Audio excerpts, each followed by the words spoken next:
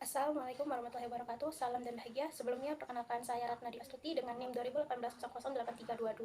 Di sini saya akan mempresentasikan hasil penelitian saya yang berjudul Pengaruh Pertumbuhan Aset, Profitabilitas dan Likuiditas terhadap struktur modal pada perusahaan manufaktur subsektor makanan dan minuman yang terdaftar di Bursa Efek Indonesia periode 2016 sampai 2020.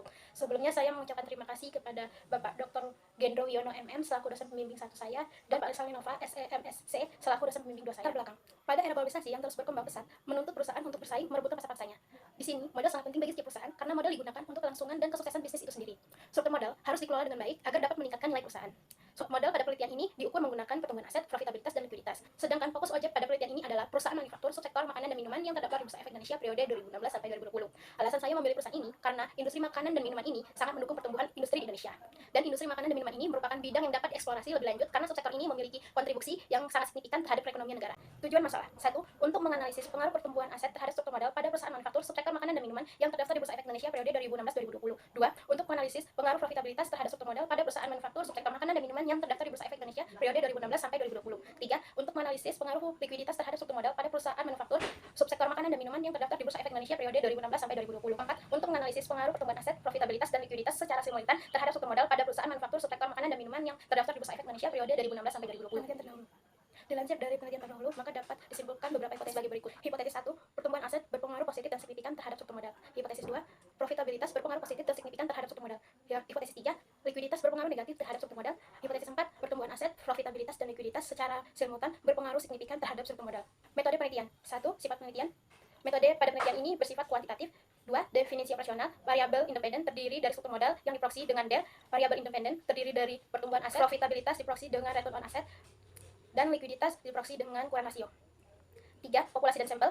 Populasi pada penelitian ini yaitu perusahaan manufaktur sektor makanan dan minuman yang terdaftar di Bursa Efek Indonesia periode 2016 sampai 2020. Teknik yang digunakan adalah proportional sampling dengan 17 perusahaan dikali 5 tahun, jadi jumlah data sebanyak 85 data. 4. Sumber dan metode pengambilan data. Sumber berasal dari data sekunder yang diperoleh dari mengakses situs BI. Metode pengambilan data yaitu studi pustaka dan media dokumentasi. 5.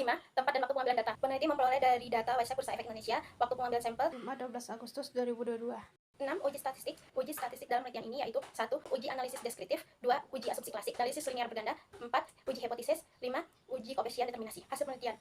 Berikut ini adalah hasil analisis deskriptif. Uji asumsi klasik. 1. Uji normalitas. Berdasarkan tabel hasil uji normalitas dapat dilihat bahwa nilai Kologorov-Sinov sebesar 0,08 dan nilai signifikan sebesar 0,09. Hal ini menunjukkan bahwa nilai signifikan lebih besar dari 0,05, maka dapat disimpulkan bahwa data sekunder yang digunakan untuk sampel pada penelitian ini berdistribusi secara normal. 2. Uji multikoloneritas. Berdasarkan tabel hasil uji multikoloneritas menunjukkan bahwa seluruh variabel independen memiliki nilai VIV lebih kecil daripada 10, sehingga hal ini dapat disimpulkan bahwa tidak ada gejala multikoloneritas pada penelitian ini. 3. Uji heterokedasitas.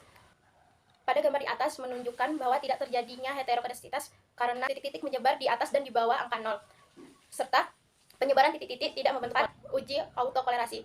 Berdasarkan gambar di bawah ini menghasilkan nilai Dodge Watson pada penelitian ini yaitu sebesar 1,825, di mana nilai tersebut terletak di antara DU dan 4DU, yaitu 1,7210 lebih besar dari 1,825 lebih besar dari 2,279.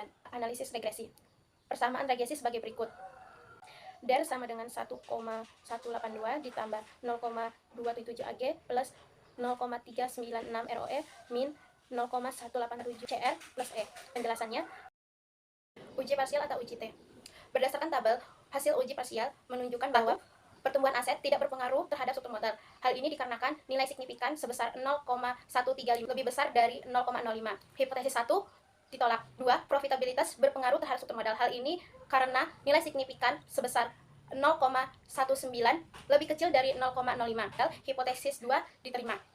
3. Likuiditas berpengaruh terhadap struktur modal. Hal ini karena nilai signifikan sebesar 0,00 lebih kecil dari 0,5. Jadi hipotesis diterima. Uji simultan atau uji F. Berdasarkan tabel di atas menunjukkan nilai F itu sebesar 19,398 lebih besar dari F tabel sebesar 2,7159 dan nilai signifikan sebesar 0,00 lebih kecil dari 0,05. Hal tersebut menunjukkan bahwa secara simultan pertumbuhan aset, profitabilitas dan likuiditas berpengaruh terhadap struktur modal. Uji koefisien determinasi. Pada tabel di atas menunjukkan nilai adjusted S-square sebesar 0,397 yang memiliki arti bahwa semua variabel bebas dalam penelitian ini menjelaskan 39% variasi yang terjadi dalam variabel terikat debt to equity ratio, sisanya dipengaruhi oleh variabel lainnya.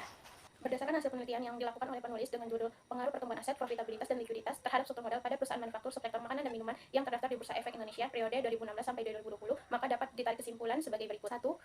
Pertumbuhan aset tidak berpengaruh terhadap struktur modal pada perusahaan manufaktur subsektor makanan dan minuman yang terdaftar di Bursa Efek Indonesia periode 2016 sampai 2020. 2. Profitabilitas berpengaruh terhadap struktur modal pada perusahaan manufaktur subsektor makanan dan minuman yang terdaftar di Bursa Efek Indonesia periode 2016 sampai 2020. 3. Likuiditas berpengaruh terhadap struktur modal pada perusahaan manufaktur subsektor makanan dan minuman yang terdaftar di Bursa Efek Indonesia periode 2016 sampai 2020. 4. Pertumbuhan aset, profitabilitas, dan likuiditas secara simultan berpengaruh signifikan terhadap struktur modal pada perusahaan manufaktur subsektor makanan dan minuman yang terdaftar di Bursa Efek Indonesia periode 2016 sampai 2020. Cukup sekian presentasi hasil penelitian saya.